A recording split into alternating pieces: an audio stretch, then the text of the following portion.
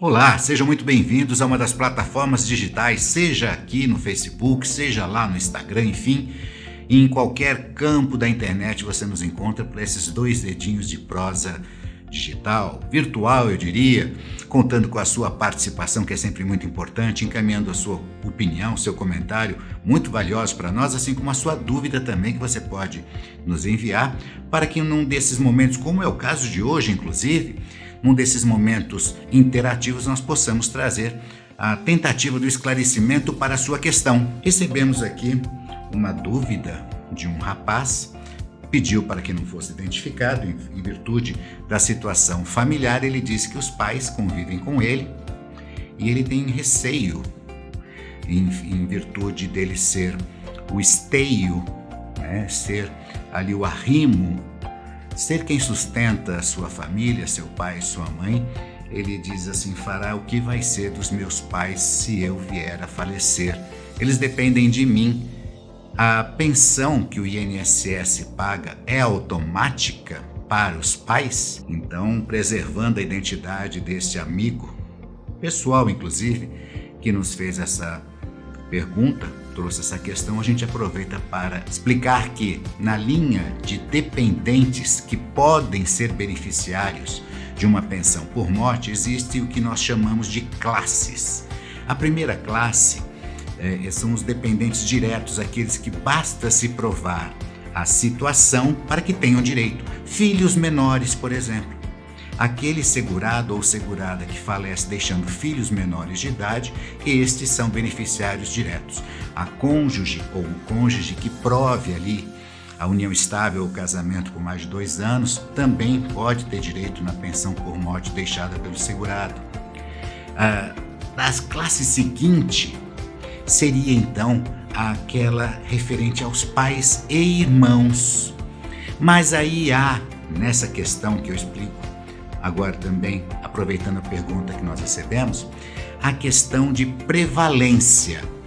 Quando você tem dependentes na primeira classe, a classe primeira, que é dos filhos e cônjuge, os demais não têm direito.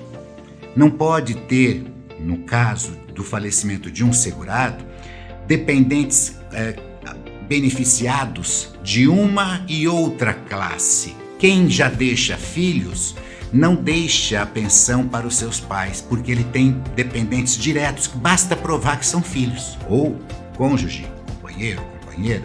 Se não houver essas pessoas da primeira classe, passa então a segunda classe, que seriam então nessa questão os pais, por exemplo, que é presumida a dependência, sim, do filho para o pai.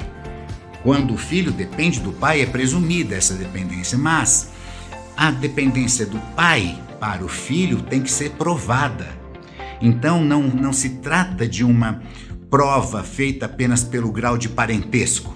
O falecido ou a falecida, é bom que tenha provas que ele sustenta a casa, e isso pode ser feito, por exemplo, com declaração no imposto de renda, relacionando os seus pais como dependentes, ou carteirinhas, às vezes, de convênios médicos, onde você coloca o seu pai, a sua mãe, ou no caso de você ser um avalista, um fiador do imóvel que eles residam, que eles tenham, por exemplo, ali um convênio, ou você seja o mantenedor daquela casa. É bom que você tenha sempre isso escriturado, para que na sua falta, basta que eles provem que não existem dependentes da primeira classe, não deixou filhos, nem mulher ou esposo, mas eles pais podem provar que dependiam do filho que falecido, pode gerar direito a eles a uma pensão. A pensão para os pais de um segurado falecido, não é automática pelo grau de parentesco, mas precisa ser provado com a apresentação de documentos, dentre os quais essas formas, como eu disse.